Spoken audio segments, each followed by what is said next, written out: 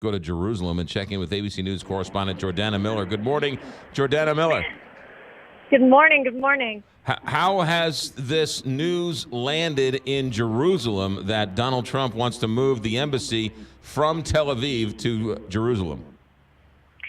Well, there have been such drastically different responses here.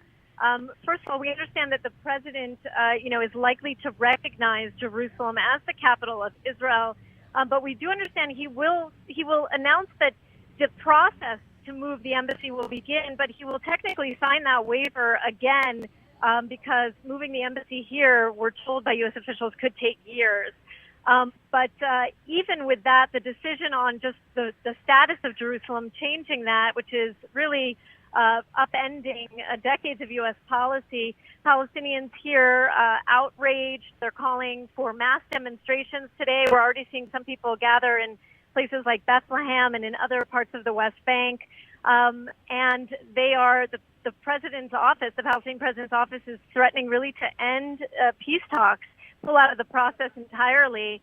And they're calling this, a blemish on the U.S., that it tarnishes their status as a fair mediator, that they see this as biased towards Israel. Now, on the Israeli side, the Prime Minister, Benjamin Netanyahu, has not really made any public comments yet. It looks like he's waiting for the White House to take the lead, and we'll hear from him later.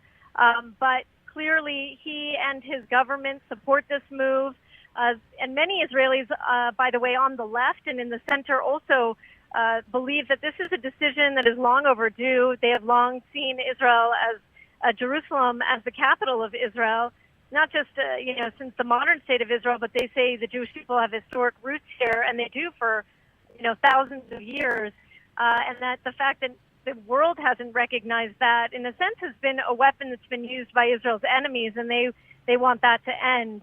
The Israelis are not seeing this as something that will necessarily prevent the Palestinians from having part of the city in the future, but of course, the Palestinians see this as a kind of level playing ground no longer exists. Yeah, Jordana Miller in Jerusalem. I know there are quite a number, as you mentioned, people who live in Israel who are in favor of it. What are the number? Are there any numbers or polls or anecdotal evidence that aren't there a number of Israelis who are against this move?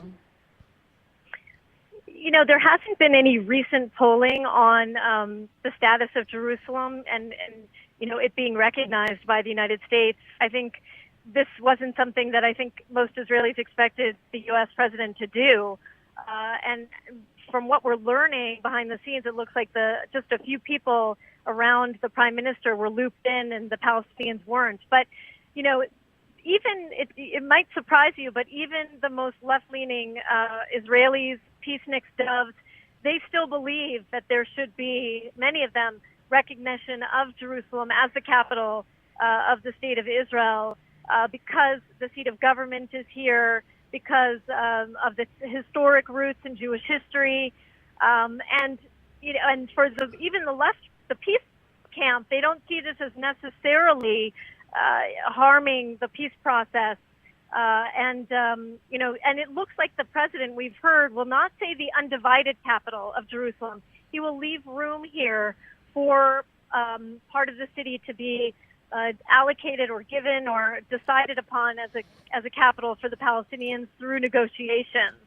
So certainly some on the right want to see him say an undivided capital, but we do not anticipate that. I don't want to put words in your mouth, and I want to understand exactly what the feeling is there, and I want to re-ask the question so I understand it. It was a bad question on my part.